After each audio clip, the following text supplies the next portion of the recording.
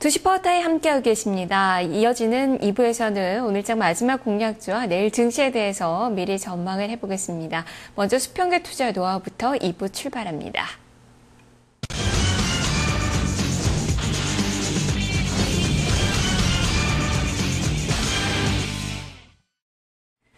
수급 주체들의 평균 단가를 활용해서 전략을 세워보는 시간입니다. 신현식 전문가입니다. 전문가님 안녕하세요. 예, 안녕하세요. 네, 수급 상황 살펴보겠습니다. 외국인 투자가들 잠시 또 매수 반전됐다가 지금 막 매도로 전환되는 모습이 기록이 되고 있네요. 104억 원가량의 매도세가 현재 출회가 되고 있는데요. 자, 종목별의 특징은 어떤가요? 외국인들은 매수하는 주식은 이제 미래산업이 좀 가장 좀 매수를 좀 많이 하고 있는데 이제 저가주기 때문에 오늘은 우량주에서 SK 하이닉스를 좀 보겠습니다. SK 하이닉스 같은 경우에는 외국인들의 오전장의 평균 매수 단가는 28,200원 정도 좀 되고요.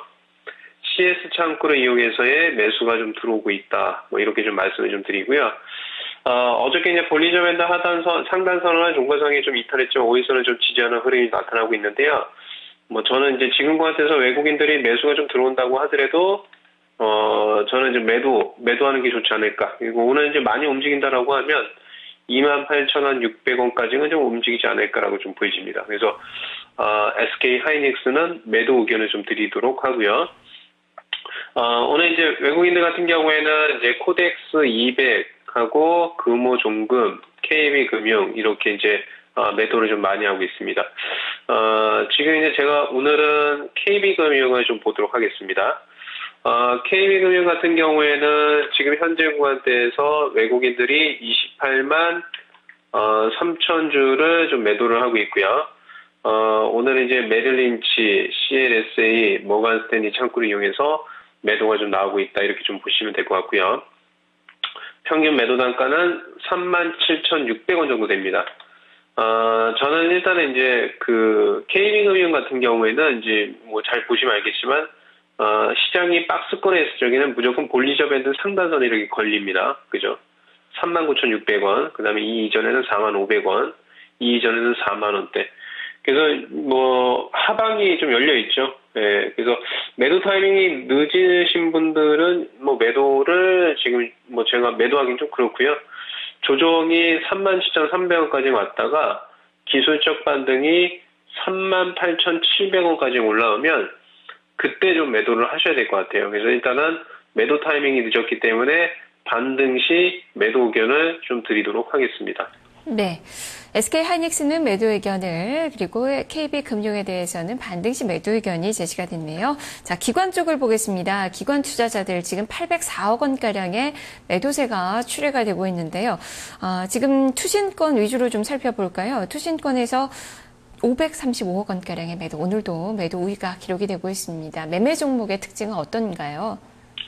투신권은 이제 매도하는 주식은 동일재지가 14만 9천 주, 그 다음에 LGU 플러스, 테린 포장 이렇게 좀 매도를 하고 있고요. 오늘은 어저께는 LGU 플러스를 봤기 때문에 오늘 동일 재지를 좀 보도록 하겠습니다. 동일재지 같은 경우에는 1,860원대에서 대신증권 창구를 이용해서 투신권의 매도세가 좀 나오고 있다. 이렇게 좀 보여지는데요. 투신권이 매도해도 보유하셔야 돼요. 네, 밑으로 보시게 되면 이제 외국인들은 조금 들어오고 있긴 한데 상승이 추가 상승 가능성이 상당히 높다. 이렇게 좀 보여집니다. 그래서 추가 상승은 1,930원까지 보유 관점을 말씀을 좀 드리고요. 그 다음에 이제 오늘 투신권 중심으로 해서 SK 하이닉스입니다. SK 하이닉스는 이제 아까 했기 때문에 LG전자를 좀 보도록 하겠습니다. LG전자 같은 경우에는 투신권을 중심으로 해서 6만 주 정도 매수가 좀 들어오고 있고요.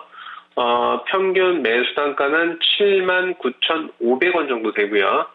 창구는 이제 동양창구입니다. 근데 이제 동양창구가 보이지 않네요. 동양창구인데요. 동양창구에서의 매수가 좀 들어오고 있다. 이렇게 좀 보여집니다. 자, 얘도 마찬가지고 우량주죠. 그냥 차트를 좀 크게 좀 보게 되면요. 여기도 볼리저 밴드 상단 저항, 상단 저항, 상단 저항이죠. 그래서 만약에 갖고 가실 분들은 일단은 절반 정도를 정리를 하자. 이렇게 좀 말씀드리고요. 그 다음에 추가적으로 상방은 81,500원 정도 됩니다. 그래서 절반 매도 후 81,500원까지 보유 관점을 말씀을 드리겠습니다. 네, 일단은 비중을 축소한 후에 보유를 해보자라는 그 시각이시군요. 자, 다음은 또 연기금 쪽에서의 매매 종목을 좀 살펴볼까요? 지금 연기금 투자자들은 연일 매수입니다. 400억 이상의 매수가 오늘도 들어오고 있는데요. 어떤 종목을 사고 팔고 있는 건지 평균 단가 분석해 주시죠. 예, 오늘은 이제 연기금하고 투신권은 LG전자를 이제 동시에 좀 매수를 하고 있고요. 제일 많이 매수하는 주식은 동양생명입니다. 동양생명 같은 경우에는 11,200원대 하이투자증권 창구를 이용해서 좀 매수가 좀 들어오고 있고요. 단기적으로 오늘 종가상의 밴드 상단선 위에서 11,200원대에 끝나는지 여부가 상당히 좀 중요하고요. 기술적 반등은 11,500원까지는 좀 올라올 수 있기 때문에 보유 의견을 좀 말씀을 좀 드리고요. 그 다음에 이제 오늘 SK 하이닉스가 좀 매도를 좀 많이 하고 있죠. 연기금을 중심으로 해서 SK 하이닉스가 매도를 좀 많이 하고 있는데요. 평균 매도 단가는 28,200원 정도 되고요. 네, 그 다음에 창구는 현대와 대신 창구를 통해서 연기금의 매도가 좀 나오지 않나 이렇게 좀 말씀을 드리고, 아까도 말씀드렸다시피 SK 하이닉스는 매도 의견을 좀 드리도록 하겠습니다. 네, 동양생명은 보유 의견을, SK 하이닉스는 매도 의견이 제시가 됐네요. 자, 종목들 살펴봤습니다. 시장에 대한 전략도 들어보죠. 오늘 코스피 지수 오후장 들어서 상승폭을 약간 더 키우면서 2,000선에 다가서고 있는 그 상황인데요. 전략 어떻게 세워봐야 될까요?